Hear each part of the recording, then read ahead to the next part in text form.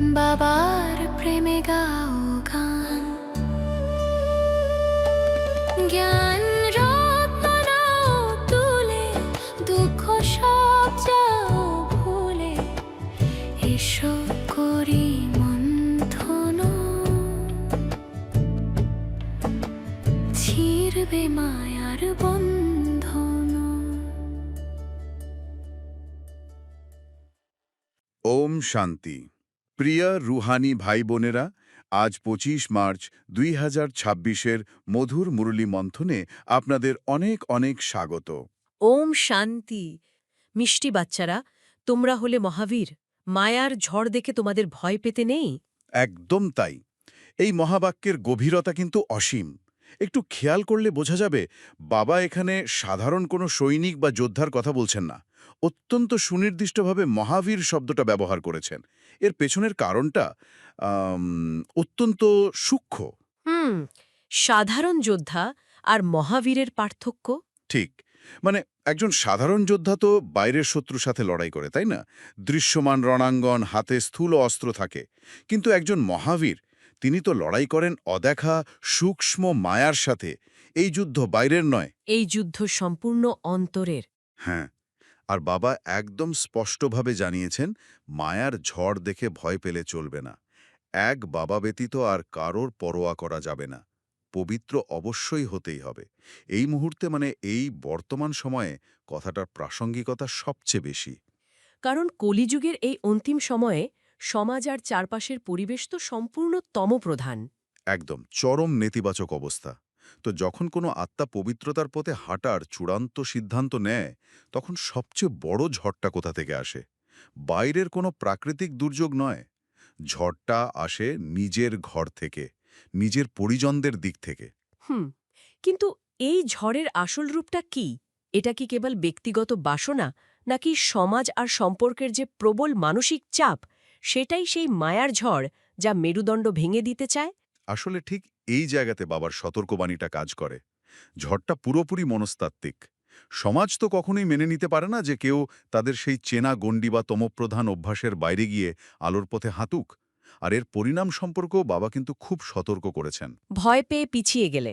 হ্যাঁ, যদি এই ঝড়ের দাপট দেখে, মানে আত্মীয় স্বজনের কটাক্ষ বা সমাজের ভয়াবহ চাপ দেখে কোনো আত্মা ভয় পেয়ে যায়, পা পিছলে ফেলে, তবে সোজা বাবার থেকে পাওয়া সেই অনন্ত জগতের উত্তরাধিকার হাতছাড়া হবে।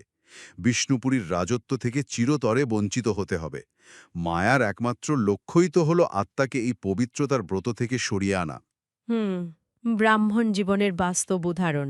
ধরুন, কোনো আত্মা সম্পূর্ণ সমর্পিত হয়ে বাবার শ্রীমত অনুযায়ী শুদ্ধ আহার শুরু করল, পেঁয়াজ রসুন বর্জিত পবিত্র ব্রহ্মাভোজন, অথবা ধরুন সম্পূর্ণ ব্রহ্মচর্যের ব্রত নিল। ঠিক সেই মুহূর্তেই লৌকিক পরিবার বা সমাজ থেকে প্রবল কটাক্ষ শুরু হয়। এইভাবে কি দুনিয়া চলে? এমন কথাই তো শুনতে হয়। ঠিক। এত নিয়ম মানলে সমাজে একঘরে হয়ে যেতে হবে, এই সব কথা আসে। আর ঠিক এই বিন্দুতেই বাবার কথাটা সবচেয়ে শক্তিশালী ঢাল হয়ে দাঁড়ায়। মহাবীর অন্যের কথায় বিন্দুমাত্র প্রভাবিত না হয়ে, কে কি ভাবল বা বলল তার পরোয়া না করে একমাত্র বাবার শ্রীমতের ওপর হিমালয়ের মতো অটল থাকা, এটাই মহাবীরের আসল পরিচয়। বাবা আজ প্রশ্নটাও কত গভীর করেছেন। বাচ্চাদের মধ্যে কোন সাহস থাকলে তবেই খুব উচ্চ পদ প্রাপ্ত করতে পারবে? আর বাবা এর যে উত্তর দিয়েছেন, সেটা প্রতিটি ব্রাহ্মণ আত্মার জন্য একদম অমোঘ নির্দেশিকা, জীবনদায়ী ওষুধ বলা যায়। বাবা বলেছেন, শ্রীমত অনুযায়ী চলে পবিত্র থাকার সাহস থাকতে হবে। অনেক ঝামেলা, অনেক বিপর্যয় সহ্য করে। হ্যাঁ, যদি অনেক ঝামেলা হয়, বিপর্যয় আসে, তবুও বাবা পবিত্র হওয়ার যে শ্রেষ্ঠ মত দিয়েছেন, সেই অনুযায়ী নিরন্তর চলতে থাকলে অনেক উচ্চ পদ প্রাপ্ত করতে পারবে। কোনো ব্যাপারে ভয় পাওয়ার নেই, যাই কিছু হোক না কেন। বাবা একটা খুব সুন্দর শব্দ ব্যবহার করেছেন, নাথিং নিউ। Nothing new? মানে এই নতুন কিছু নয় বা নাথিং নিউ, এটা শুধু ইংরেজিতে বলা দুটো শব্দ নয়। এটা হলো আধ্যাত্মিক পথের সবচেয়ে শক্তিশালী ঢাল, মানসিক আত্মরক্ষার ঢাল। কিন্তু এই তত্ত্বে আত্মা কি অনুভূতিহীন হয়ে পড়ে না? কাছের মানুষের আঘাতকে নতুন কিছু নয় ভাবলে সম্পর্কের স্বাভাবিক স্নেহ কি নষ্ট হয় না? এটা কি পলায়ন বৃত্তি? এটা একটা খুব গভীর সংশয়, কিন্তু এর উত্তর লুকিয়ে আছে এই আধ্যাত্মিকতার মেকানিজম বা পদ্ধতির মধ্যেই। নাথিং নিউ কোনোভাবেই পলায়নবৃত্তি নয়, এটা হলো ইমোশনাল মাস্টারি, মানে আবেগের উপর পূর্ণ নিয়ন্ত্রণ। হুম আজ এই ঢালটার এত প্রয়োজন কেন? কারণ ধরুন, সবচেয়ে কাছের মানুষটি, যাকে এতদিন নিজের বলে মনে হতো, সে যখন হঠাৎ করে পরম সত্যের পথে চরম বিরোধী হয়ে ওঠে, তখন আত্মার ভেতরে এক প্রচণ্ড আবেগের ঝড় বয়ে যায়। তীব্র অভিমান জাগে, আমার সাথেই কেন এমন হচ্ছে, ও কেন বুঝতে পারছে না। একদম। আর এই আবেগের ঝড় আত্মাকে দুর্বল করে দেয়।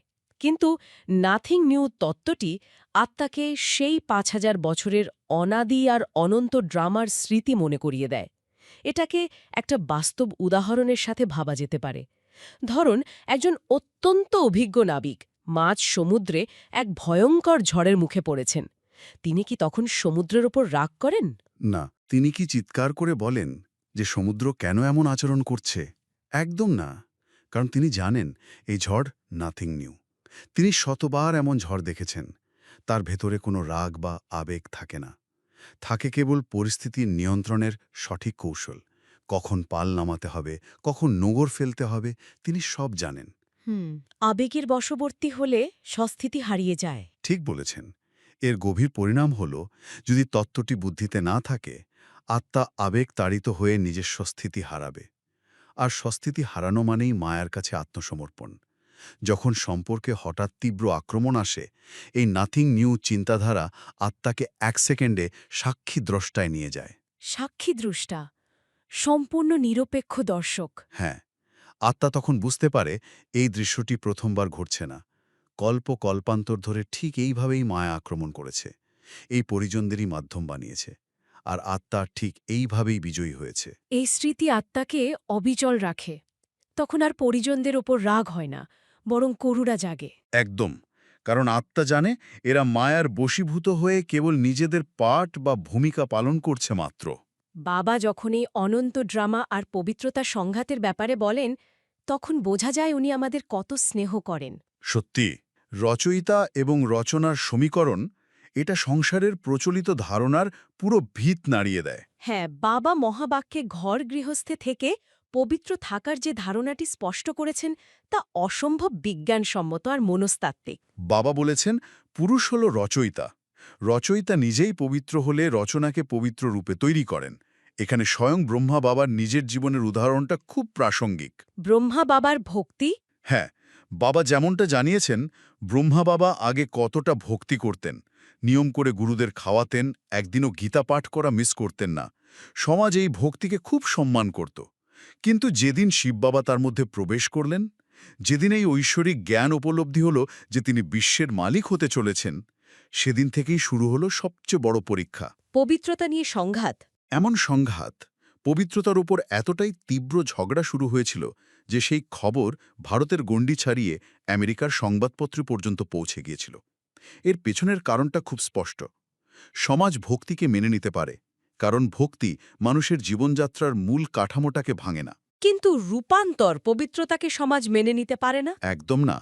এই যে রচয়িতা রচনার তত্ত্ব, যখন সংসারের মূল ব্যক্তিটি অর্থাৎ রচয়িতা নিজেই সম্পূর্ণ পবিত্রতার সংকল্প গ্রহণ করেন, তখন তা পুরো সংসারের স্পন্দন বা ভাইব্রেশনকে আমূল বদলে দেয়। তমপ্রধান সমাজ এই শুদ্ধ স্পন্দন সহ্য করতেই পারে না। পরিণাম হল প্রবল বিরোধিতা। বড় বড় ঘর থেকেও আত্মারা বেরিয়ে আসতে বাধ্য হয়। ঠিক, কিন্তু ব্রহ্মা বাবার জীবনে আমরা কি দেখলাম?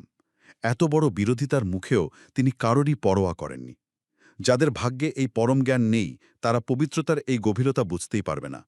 বাবা তো স্পষ্ট বলেছেন, পবিত্র থাকতে চাইলে থাকো, না হলে গিয়ে নিজের ব্যবস্থা নিজে করো। অসীম সাহস। এখন স্বয়ং আদি পিতার এই দৃষ্টান্তই আত্মাকে সাহস যোগায়। তার জীবনেও এমন ঝড় এসেছিল এবং তিনি সম্পূর্ণ অটল ছিলেন। কিন্তু যাদের হাতে সংসারের কোনো ক্ষমতা নেই, বিশেষ করে মাতারা, সমাজ যখন তাদের আত্মসম্মান কেড়ে নিতে চায়, বাঁচার উপায় কি? দ্রৌপদীর উদাহরণ, বস্ত্রহরণের সেই গভীর সত্য বাবা কত সুন্দর করে বুঝিয়েছেন। বাবা মাতাদের উপর হওয়া অত্যাচারের প্রসঙ্গে সরাসরি ওই দ্রৌপদীর বস্ত্রহরণের উদাহরণ টেনেছেন। এটা আসলে কোনো পৌরাণিক গল্পের পুনরাবৃত্তি নয়, বর্তমান সমাজের অত্যন্ত রূঢ় বাস্তব। এর অর্থ কেবল শারীরিক বস্ত্রহরণ নয়, আধ্যাত্মিক দিক থেকে দেখলে যখন সমাজ বা পরিবার পবিত্র আত্মার আত্মসম্মান কেড়ে নেওয়ার চেষ্টা করে, তাকে মানসিকভাবে নগ্ন বা দুর্বল করার চেষ্টা করে। একজন মাতা যখন পবিত্রতার ব্রত নেন, পদে পদে কটূক্তি শুনতে হয়, চরিত্র নিয়ে প্রশ্ন ওঠে। ঠিক তাই। পবিত্রতার মার্গ তো কখনোই কুসুমাস্তীর্ণ নয়। তমপ্রধান সমাজ সবসময় চেষ্টা করে আত্মাকে নিচে নামিয়ে আনার, বোঝানোর চেষ্টা করে যে সে ভুল পথে আছে। আর এর গভীর পরিণাম হল স্বয়ং ঈশ্বরের গ্যারেন্টি। বাবা ২১ জন্মের জন্য রক্ষা করেন। হ্যাঁ, বাবা বলেছেন তিনি ২১ জন্মের জন্য নগ্ন হওয়া থেকে বাঁচিয়ে দেন। মানে যে আত্মা এই অন্তিম এক জন্মে সমস্ত অপমান, সমস্ত কটাক্ষ সহ্য করেও ব্রতে অটল থাকে, শিব বাবা স্বয়ং তার অদৃশ্য স্নেহের আচ্ছাদনে সেই আত্মার সম্মান ২১ জন্মের জন্য সুরক্ষিত করে দেন। দুনিয়া তো এই আধ্যাত্মিক রহস্য জানে না। এখানেই বাবার সেই সূক্ষ্ম যুক্তি, বুদ্ধিমত্তার প্রয়োগ। হ্যাঁ, বাবা অত্যন্ত সূক্ষ্ম আর দারুণ একটা যুক্তির কথা উল্লেখ করেছেন। ভারতে ভক্তিমার্গে একটা রীতি আছে না, স্বামীকে ঈশ্বর মানা হয়, পতি পরমেশ্বর বলা হয়। বাবা বলছেন এই অন্ধ বিশ্বাসটাকেই মায়াকে জয় করার জন্য ব্রহ্মাস্ত্র হিসেবে ব্যবহার করতে হবে। স্বামীকে দিয়ে লিখিয়ে নেওয়া। ঠিক। যখন বিবাহ বা পবিত্রতা নিয়ে প্রবল চাপ আসে, বাবা বলছেন স্বামীকে দিয়ে কাগজে লিখিয়ে নিতে। খুব বুদ্ধিমত্তার সাথে বলতে হবে, তুমি তো মানছো যে আমি তোমার স্ত্রী আর তুমি আমার গুরু বা ঈশ্বর, তাহলে কাগজে লেখো। এখন আমি আদেশ দিচ্ছি পবিত্র থাকতে হবে। তুমি তো ঈশ্বর, ঈশ্বর তো পবিত্রই হন, তাহলে আমাকেও পবিত্রতার আদেশ দাও। এটা তো আধ্যাত্মিক জুডো, প্রতিপক্ষের শক্তিকেই তার বিরুদ্ধে ব্যবহার করা। একদম ঠিক শব্দ ব্যবহার করেছেন, আধ্যাত্মিক জুডো। এখানে অহংকার বা রাগ দিয়ে নয়, বরং ঐশ্বরিক বুদ্ধিমত্তা দিয়ে পরিস্থিতি নিয়ন্ত্রণ করা হচ্ছে। ব্রাহ্মণ জীবনের এটাই সূক্ষ্ম প্রয়োগ, যেখানে সংসারের প্রবল বিরোধিতার মাঝেও সংঘাত এড়িয়ে নিজের সিদ্ধান্তে অটল থাকার একটা অপূর্ব রাস্তা তৈরি হয়। আর এই পবিত্রতার প্রাপ্তি, সেই নতুন দুনিয়া, এত তীব্র সংঘাত সহ্য করার পরিণতিতে যে নতুন দুনিয়া আসবে, সেখানে বিজ্ঞান বা সায়েন্স সুখদায়ী হবে। বাবার এই দৃষ্টিভঙ্গি অত্যন্ত সূক্ষ্ম। পবিত্রতার এই কঠিন দাস্তার শেষে প্রাপ্তিটা কত মহান তা ভাবলেই তো আত্মা রোমাঞ্চিত হয়। বাবা বারবার মনে করিয়ে দিয়েছেন যে এই পুরনো দুনিয়া, এই কলিযুগ সর্বদা থাকতে পারে না। পদ্মফুলের মতো সমস্ত পঙ্কিলতার মাঝে থেকেও পবিত্র থাকার পরিণামস্বরূপ যে নতুন দুনিয়া, রামরাজ্য স্থাপিত হচ্ছে, সেখানে সবকিছু হবে সুখদায়ী। আজ এই কলিযুগে বিজ্ঞান তো দুঃখের কারণ, ধ্বংসের জন্য ব্যবহার হচ্ছে। হ্যাঁ, পরিবেশ দূষণ, মারণাস্ত্র তৈরি। কিন্তু বিজ্ঞান তো নিজে কোনো সত্তা নয়, তাই না? এটা সম্পূর্ণ নিরপেক্ষ। বিজ্ঞানের ব্যবহার নির্ভর করে ব্যবহারকারীর চেতনার ওপর। আজ তমপ্রধান চেতনার হাতে বিজ্ঞান ধ্বংসাত্মক, কিন্তু বাবা বলছেন এই একই সায়েন্স আবার নতুন দুনিয়াতে কাজে আসবে।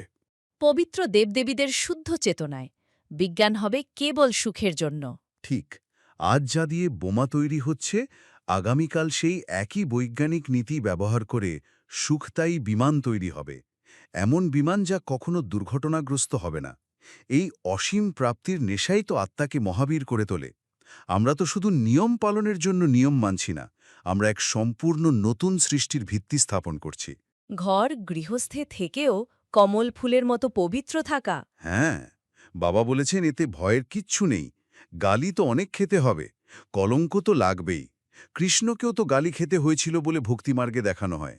কিন্তু বাবা একদম স্পষ্টভাবে বুঝিয়ে দিয়েছেন, সত্যযুগে কৃষ্ণ কখনো গালি খেতে পারে না। সেখানে কোনো কলঙ্ক থাকতে পারে না। একদম। গালি খাওয়া হয় এই কলিযুগের অন্তিম সময়ে, এই সঙ্গম যুগে, যখন আত্মারা বাবার শ্রীমত অনুসরণ করে সংসারের স্রোতের বিপরীতে হাঁটে। এই গালি বা অপমানগুলো আসলে সেই নতুন দুনিয়ার, সেই সুখদায়ী বিমানের টিকিট মাত্র। যখন আত্মা সাক্ষী হয়ে বোঝে এই চক্রে সে কতবার রাজত্ব পেয়েছে আর হারিয়েছে, তখন বুদ্ধির তালা চিরতরে খুলে যায়। ঠিক বলেছেন, তখন আর সংসারের কোনো অপমান বা মায়ার ঝড় তাকে একচুলও টলাতে পারে না। তো চলুন আজকের এই গভীর মন্থন আমরা সমাপ্তির দিকে নিয়ে যাই। মিষ্টি মিষ্টি হারানিধি বাচ্চাদের প্রতি মাতাপিতা বাপদাদার স্নেহসুমন আর সুপ্রভাত। আত্মাদের পিতা তার আত্মারূপী বাচ্চাদেরকে জানাচ্ছেন, নমস্কার। বাবার এই ভালোবাসার শক্তি নিয়েই চলুন ধারণার দিকে এগোই। বাবা আজ আমাদের খুব গভীর বিধি শিখিয়েছেন। আচ্ছা। হ্যাঁ, ধারণার জন্য যে মুখ্য সার আজ দেয়া হয়েছে তা হল সর্বদা বাবার সমান হওয়ার সাহস রাখতে হবে। হুম, বাবার সমান হওয়ার সাহস? একদম। বাবার প্রতি সম্পূর্ণ সমর্পিত থাকতে হবে, কোনো ব্যাপারে ভয় পেতে নেই, আর পবিত্র অবশ্যই হতে হবে। মানে এই কয়েকটি সোজা কথার মধ্যেই সম্পূর্ণ আধ্যাত্মিক জীবনযাত্রার সবথেকে বড় রহস্য লুকিয়ে আছে। ঠিক? কিন্তু একটু দাঁড়ান এখানে। এই যে বলা হলো সম্পূর্ণ সমর্পিত থাকতে হবে এবং কোনো ব্যাপারেই ভয় পেতে নেই, এগুলো শুনতে তো অসাধারণ লাগে। হ্যাঁ, শুনতেই ভালো লাগে। কিন্তু আমি যদি একটু চ্যালেঞ্জ করি বিষয়টাকে, ওই যে অফিসের উদাহরণটা দিলাম, ওইরকম একটা চরম অনৈতিক চাপের মুখে কেউ যদি বলে, আমি শিব বাবার কাছে সম্পূর্ণ সমর্পিত, তাই আমি সব ছেড়ে দিলাম, তবে সেটা কি এক ধরনের পলায়ন বৃত্তি হয়ে যাচ্ছে না? মানে পরিস্থিতি থেকে পালিয়ে যাওয়া। হ্যাঁ, যদি চাকরি চলে যাওয়ার ভয়কে কেউ আমল না দেয়, তবে কি সে বাস্তবের মাটি থেকে দূরে সরে যাচ্ছে না? সমর্পিত হওয়া মানে কি হাত গুটিয়ে বসে থাকা? খুব সুন্দর এবং অত্যন্ত যৌক্তিক একটা প্রশ্ন। কিন্তু আসলে সমর্পিত হওয়া মানে কর্ম থেকে পালিয়ে যাওয়া বা হাত গুটিয়ে বসে থাকা একেবারেই নয়। তাহলে ব্যাপারটা ঠিক কি? বরং এটা হলো সবথেকে বড় অ্যাক্টিভ স্টেট। এখানে সমর্পণ বলতে ফলাফলের চিন্তাকে সমর্পণ করার কথা বলা হয়েছে, নিজের সত্যের পথ থেকে সরে যাওয়াকে নয়। ফলাফলের চিন্তা সমর্পণ করা। হ্যাঁ, কারণ যখন আমরা ভয় পাই, তখন আমরা আসলে কিসের ভয় পাই? আমরা ভয় পাই যে আমরা পরিস্থিতি নিয়ন্ত্রণ করতে পারছি না। চাকরি চলে গেলে কি হবে? ভবিষ্যতের নিরাপত্তা কি হবে? একদম, ইনসিকিউরিটি। কিন্তু যখন সম্পূর্ণ সমর্পিত হওয়ার শ্রীমত আমরা পালন করি, তখন আমরা বুঝতে পারি যে আমাদের কাজ হল শুধু সত্য এবং পবিত্রতার পথে থাকা, বাকি সম্পূর্ণ দায়িত্ব পরমাত্মার। তার মানে পবিত্রতা শুধু ওই শারীরিক স্তরে নয়? না না, মানসিক পবিত্রতাও। অর্থাৎ ওই অফিসে অনৈতিক চাপের মুখে দাঁড়িয়েও মনে কারো প্রতি রাগ বা বিরক্তি না এনে নিজের সততায় অবিচল থাকা। ওয়াও! তার মানে সমর্পণ মনে হল ফলাফলের দুশ্চিন্তা বাবাকে দিয়ে দেওয়া, যাতে নিজের মনটা ১০০% ফোকাসড থাকে সঠিক কর্ম করার দিকে। একদম ঠিক ধরেছেন। অসাধারণ! এই বিষয়টা এবার একদম পরিষ্কার হলো। এটাকে যদি আমরা গাড়ির একটা খুব পরিচিত উদাহরণ দিয়ে বোঝার চেষ্টা করি, মানে ধরুন হ্যাঁ, বলুন গাড়ির উদাহরণটা। ধরুন আমরা একটা ডুয়েল কন্ট্রোল গাড়িতে বসেছি, যেমন ওই ড্রাইভিং শেখার সময় থাকে না? হ্যাঁ হ্যাঁ, ইনস্ট্রাক্টরের পায়েও ব্রেক আর ক্লাচ থাকে। ঠিক। সম্পূর্ণ সমর্পিত হওয়া মানে হল নিজের জীবনের গাড়ির স্টিয়ারিং শিব বাবার হাতে ছেড়ে দিয়ে নিশ্চিন্তে বসে থাকা। কিন্তু এর মানে এই নয় যে আমরা ঘুমিয়ে পড়ব। মানে আমাদের তো অ্যাক্টিভ থাকতেই হবে। একদম, আমরা আমাদের কর্মের স্পিড নিয়ন্ত্রণ করব, কিন্তু গাড়িটা কোন দিকে যাবে তার চূড়ান্ত নিয়ন্ত্রণ থাকবে বাবার হাতে। আমরা যখন কোনো অত্যন্ত দক্ষ ড্রাইভারের পাশে বসি, তখন কি আমরা বারবার স্টিয়ারিং চেপে ধরি? না, বা ভয়ে চিৎকারও করি না, কারণ আমরা জানি গাড়ি ঠিক হাতে আছে। ঠিক তেমনি জীবনে যখন ঝড় আসে, তখন যদি আমরা সত্যি সমর্পিত থাকি, তবে আমাদের ভেতরে কোনো ভয় থাকতে পারে না। আর এই সাহসিকতাই কিন্তু সাধারণ মানুষকে দেবতায় রূপান্তরিত করে। কারণ দেবতা মানেই যিনি সব পরিস্থিতিতে অবিচল, যিনি দিচ্ছেন, যিনি কখনো কাঁপেন না, তাই না? একদম তাই। আর এই অবিচল থাকার জন্য যে মানসিক শক্তি প্রয়োজন, তার জন্যই তো আজকের বরদানটি এত বেশি প্রাসঙ্গিক। আজকের বরদানটা কি ছিল জানো? সমস্যাকে উত্তরণের কলার সাধন অনুভব করে সদা সন্তুষ্ট থাকা, শক্তিশালী ভব। এটা শুধু বরদান নয়, এটা বাবার দেওয়া একটা বড় দায়িত্ব। হ্যাঁ, একটা বিশাল দায়িত্ব। কারণ যারা শক্তিশালী আত্মা, তারা সমস্যাগুলিতে এমনভাবে পার করে যেন কোনো সহজ রাস্তা পার করছে। মানে সমস্যাগুলো তাদের কাছে একটা সিঁড়ির মতো। একদম, সমস্যা তাদের কাছে উন্নতির সাধন হয়ে ওঠে। প্রতিটি সমস্যা তাদের কাছে পরিচিত বলে অনুভব হয়। তারা কখনো অবাক হয় না, বরং সদা সন্তুষ্ট থাকে। তাদের মুখ থেকে কখনো কারণ শব্দটি বের হয় না, বরং সেই সময় কারণকে নিবারণে পরিবর্তন করে দেয়। এই জায়গাটা খুব ইন্টারেস্টিং। মানে সমাজ আমাদের ছোটবেলা থেকে শিখিয়েছে সমস্যা দেখে ঘাবড়ে যেতে বা অভিযোগ করতে। কিন্তু এখানে বাবা শ্রীমৎ বলছে সমস্যাকে উন্নতির সাধন হিসেবে দেখতে। হ্যাঁ, দৃষ্টিভঙ্গিটাই পুরো বদলে যাচ্ছে। এর একটা প্র্যাকটিক্যাল প্রয়োগ নিয়ে কথা বলা যাক। ধরুন হঠাৎ করে জীবনে খুব বড় কোনো আর্থিক সংকট নেমে এলো। বা ধরুন হঠাৎ কোনো শারীরিক অসুস্থতা, যেটার জন্য আমরা একেবারেই প্রস্তুত ছিলাম না। হ্যাঁ, তো সাধারণ মানুষের মস্তিষ্কে সেই মুহূর্তে ঠিক কি চলে? সাধারণ মানুষের প্রথম প্রতিক্রিয়া হয় একটা মানসিক লুপ বা চক্রে আটকে যাওয়া। মস্তিষ্ক সাথে সাথে বলতে শুরু করে, আমার সাথেই কেন এমন হলো। কি কারণে এত বড় বিপদ এলো, এরকম একটা ব্যাপার, তাই তো? একদম। অর্থাৎ মন সাথে সাথে কারণ বা ওয়াই খুঁজতে শুরু করে এবং একটা নেতিবাচক চক্রের মধ্যে আটকে যায়। আর এই কেন বা কারণ শব্দটাই তো আমাদের ভেতরের আধ্যাত্মিক শক্তিকে পুরোপুরি নষ্ট করে দেয়, তাই না? ঠিক বলেছেন। যখন আমরা কেন বলি, তখন আমরা নিজেদের ভিকটিম বা পরিস্থিতির শিকার বলে মনে করি। আর একজন ভিকটিম কখনো পরিস্থিতির সমাধান করতে পারে না, সে শুধু কষ্ট পায়। এই জায়গাতেই আজকের আলোচনার সবচেয়ে বড় আহা মোমেন্ট লুকিয়ে আছে। এটাকে একটা আধুনিক উদাহরণ দিয়ে বোঝা যাক। আচ্ছা। ধরুন একজন গেমার একটা খুব কঠিন ভিডিও গেম খেলছে। গেমের একদম শেষ পর্যায়ে গিয়ে তার সামনে সবচেয়ে বড় এবং ভয়ঙ্কর বস লেভেলের মনস্টারটা এসে হাজির হলো। মানে চূড়ান্ত বাধা। হ্যাঁ, তো সেই গেমারের মস্তিষ্কে তখন কি চলে? সে কি তখন গেমটা পজ করে কাঁদতে বসে আর বলে, গেম ডেভেলপাররা কেন এত কঠিন মনস্টার বানালো, আমার সাথেই কেন এমন হলো? একেবারেই না। ঠিক সেই মুহূর্তে তার শরীরে স্ট্রেস হরমোন নয়, বরং ফোকাস এবং অ্যাড্রেনালিন রিলিজ হয়। সে সাথে সাথে ভাবে, এই মনস্টারটাকে হারানোর জন্য আমার ইনভেন্টরিতে কি কি টুলস বা অস্ত্র আছে। দারুণ বলেছেন। সে জানে যে এই বাধাটা পার করলে সে লেভেল আপ করবে। শক্তিশালী আত্মা সমস্যাকে ঠিক এভাবেই দেখে। সে পরিস্থিতি দেখে কেন শব্দটি ব্যবহার না করে সাথে সাথে কিভাবে এর সমাধান করা যায় বা নিবারণের মানসিকতা তৈরি করে। তার আধ্যাত্মিক ইনভেন্টারিতে থাকা বাবার দেওয়া জ্ঞানগুলো সে বের করে আনতে শুরু করে। এটাই হলো মানসিকতার আসল রূপান্তর। কারণ খোঁজার অর্থ হলো অতীতে পড়ে থাকা। যে ঘটনা ঘটে গেছে তার ব্যবচ্ছেদ করে শুধু সময় এবং শক্তির অপচয় করা। আর নিবারণ মানে হল বর্তমানকে পুরোপুরি স্বীকার করে নেওয়া। হ্যাঁ, এবং সমাধানের জন্য ভবিষ্যতের দিকে একটি ইতিবাচক পা বাড়ানো। আর এই রূপান্তর তখনই সম্ভব যখন আমরা আমাদের আসল আধ্যাত্মিক পরিচয়ে স্থিত থাকি। আজকের স্লোগানটার সাথে এটা খুব সুন্দর মিলে যাচ্ছে। একদম। আজকে স্লোগানে খুব সুন্দর করে বলা হয়েছে, স্বস্থিতিতে স্থিত থেকে সর্বপরিস্থিতিকে পার করাই হলো শ্রেষ্ঠত্ব। স্বস্থিতি মানেই হলো নিজেকে সেই মাস্টার, সর্বশক্তিমান বা ওই গেমারের দৃষ্টিকোণ থেকে দেখা। ঠিক, যে জানে তার কাছে পার করার সব ক্ষমতা আগে থেকেই আছে। কিন্তু মানে এখানে একটা খুব যৌক্তিক প্রশ্ন মাথায় আসে। যদি আমরা কেন বলা বন্ধ করে দিই এবং শুধু যান্ত্রিকভাবে সমস্যার সমাধান খুঁজতে থাকি, তবে কি আমরা আবেগহীন রোবট হয়ে যাব না? রোবট না, ব্যাপারটা সেরকম নয়। মানে প্রতিদিনের এই জাগতিক সমস্যাগুলোর সমাধান করতে করতে আমরা আমাদের আধ্যাত্মিক লক্ষ্য বা সর্বোচ্চ উদ্দেশ্য কিভাবে বজায় রাখব? ব্যালেন্সটা কিভাবে হবে? এই ব্যালেন্সের উত্তরটা মাতেশ্বরজির অমূল্য মহাবাক্যে খুব চমৎকারভাবে দেয়া হয়েছে। সেখানে পরমার্থ এবং আচার ব্যবহারের একটা অপূর্ব তুলনামূলক আলোচনা আছে। পরমার্থ মানে তো জীবনের সর্বোচ্চ উদ্দেশ্য, তাই না? হ্যাঁ, মাতেশ্বরীজি বলেছেন যে পরমার্থের দ্বারা আচার ব্যবহার বা জীবনের সর্বোচ্চ উদ্দেশ্য সততই প্রমাণিত হয়ে যায়। আচ্ছা। ভগবানুবাচ হল পরমার্থকে জানলে পরমপদ প্রাপ্ত হয় এবং আচার ব্যবহার সিদ্ধ হয়ে যায়। এটাকে যদি আমরা একটা গাছের সাথে তুলনা করি, তবে পরমার্থ হল গাছের শেকড়, আর আমাদের প্রতিদিনের আচার ব্যবহার হল গাছের পাতা। ও, শেকড় আর পাতা। আমরা অনেক সময় পাতাগুলোকে সবুজ রং করার চেষ্টা করি।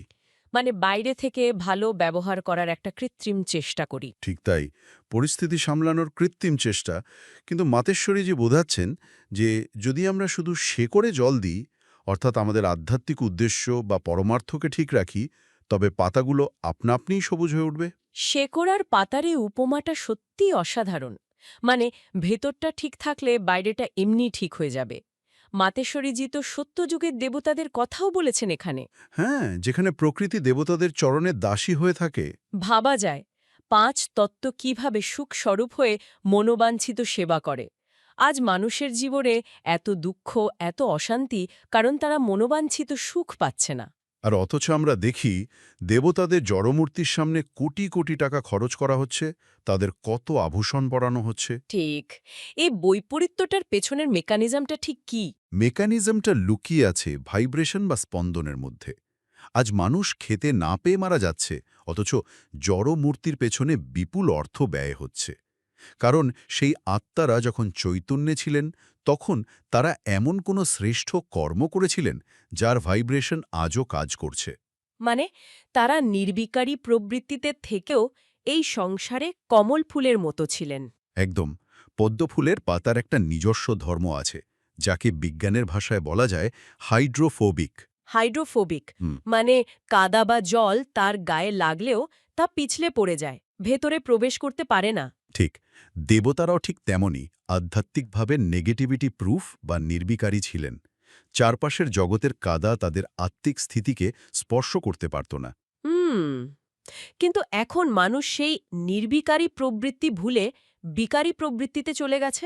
হ্যাঁ, পরমার্থকে ভুলে শুধু ব্যবহার বা বাইরের আচারের দিকে মন দিয়েছে, ফলে রেজাল্ট পুরো উল্টো হচ্ছে। এর মানে হলো আমরা যখন আমাদের পরমার্থ বা জীবনের মূল আধ্যাত্মিক উদ্দেশ্যকে বাবার শ্রীমতের সাথে যুক্ত রাখি, তখন আমাদের ভেতরেও ওই পদ্ম ফুলের মতো একটা আধ্যাত্মিক হাইড্রোফোবিয়া তৈরি হয়।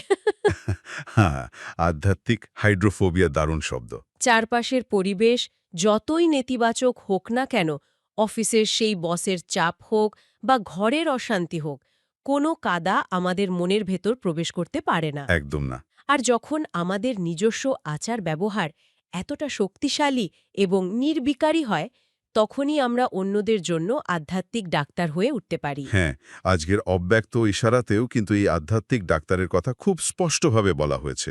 বাপদাদা খুব স্পষ্ট করে বলেছেন, নিশ্চয়ের ফাউন্ডেশনকে মজবুত করে সদা নির্ভয় আর নিশ্চিন্ত থাকো। ওখানে একজন ডাক্তারের উদাহরণ দিয়ে বিষয়টা বোঝানো হয়েছে, তাই না? ঠিক, একজন ডাক্তারকে প্রথমেই রোগীর মনে বিশ্বাস তৈরি করতে হয়। রোগীর যদি ডাক্তারের ওপর ভরসা থাকে, তবেই সে মনে করে যে এখান থেকেই সে আরোগ্য লাভ করবে। হ্যাঁ, ডাক্তার যতই ভালো ওষুধ দিক না কেন, বিশ্বাস না থাকলে সেই ওষুধ শরীরে ঠিকমতো কাজ করে না। একদম। রুহানি বা আত্মিক ডাক্তারি করার ক্ষেত্রেও ঠিক একই মনস্তাত্ত্বিক নিয়ম প্রযোজ্য। আচ্ছা, এই ডাক্তারের উদাহরণটা নিয়ে আরেকটু গভীরে যাওয়া যাক। ধরুন কেউ একজন একটা খুব জটিল এবং ভয়ঙ্কর রোগের এমআরআই রিপোর্ট নিয়ে একজন নামকরা ডাক্তারের চেম্বারে গেল। আচ্ছা। এবার ডাক্তার যদি সেই রিপোর্ট দেখে নিজে ঘাবড়ে যায়, কপালে বড় বড় ভাঁজ ফেলে বলে, ওরে বাবা, এই কি অবস্থা, এটা তো খুব চিন্তার বিষয়। তাহলে কি হবে? হা হা হা, তাহলে তো সেই রোগীর ওখানে অর্ধেক প্রাণ শেষ হয়ে যাবে। একদম। ওষুধ খাওয়ার আগেই সে মানসিকভাবে মারা যাবে।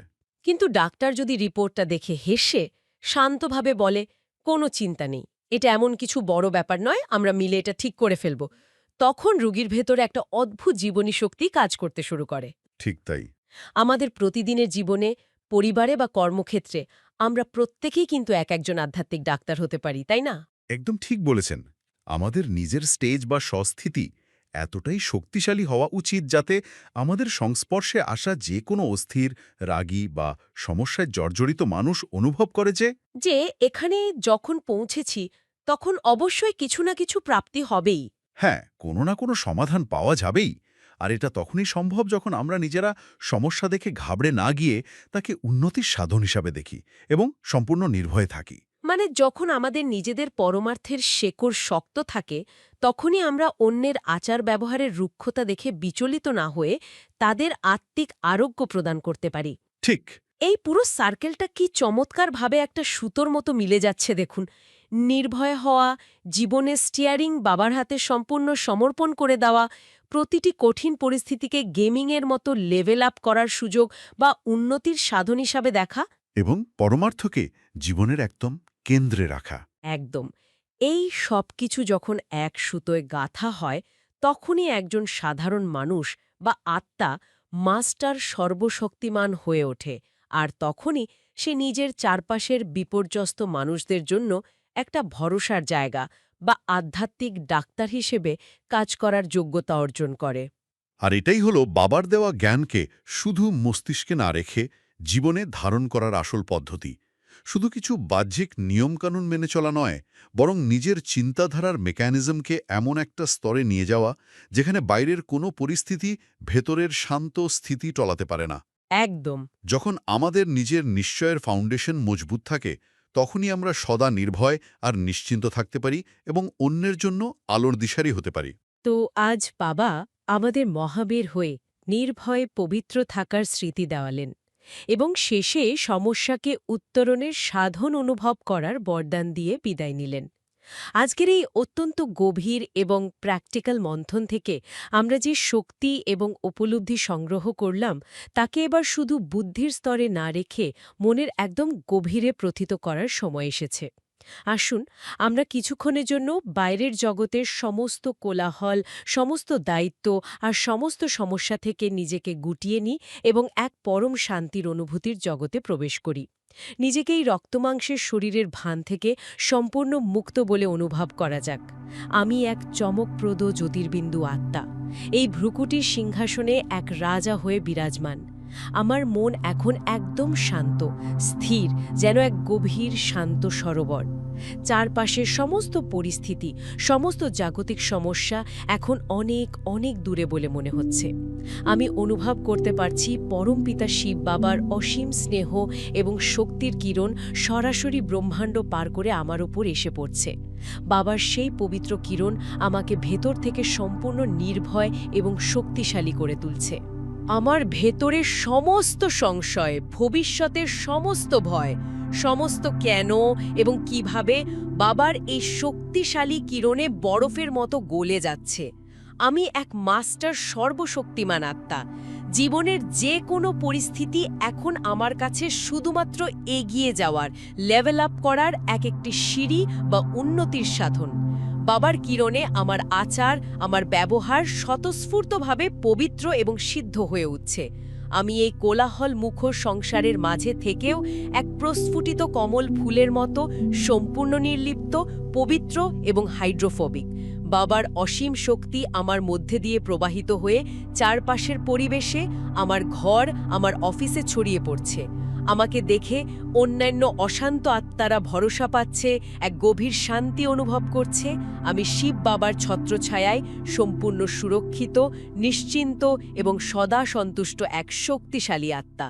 আসুন বাবার সামনে প্রতিজ্ঞা করি, আমি এক শক্তিশালী আত্মা। সমস্যা আমার উন্নতির সাধন। কমেন্টে লিখুন শক্তিশালী। ওম শান্তি।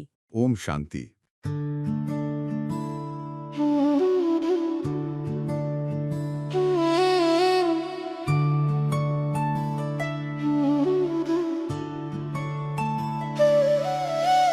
মধুবনে বাজে বাঁশি,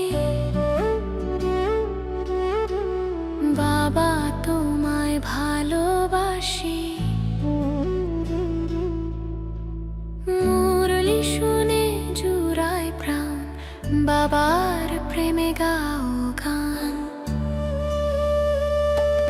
জ্ঞান রত্ন নাও তুলে, দুঃখ সব যাও ভুলে, এসো করি মন্থন। ছিড়বে মায়ার বন্ধন।